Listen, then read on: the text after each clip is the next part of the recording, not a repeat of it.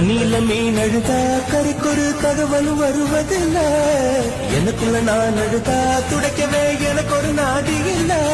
என் கண்ணீர் ஒவ்வொரு சொட்டும் வைரம் வைரமாகுமே.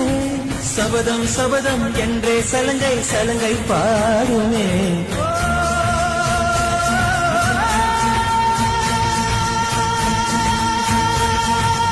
தோனி வந்து தலையை கீழே தொங்க போடும்போது முடிஞ்சு அவ்வளவுதான், உலகமே அழிஞ்சிச்சு நடத்தும். ஆனா வந்தாரு பாருங்க ஜடேஜா, அச்சாம பாருங்க.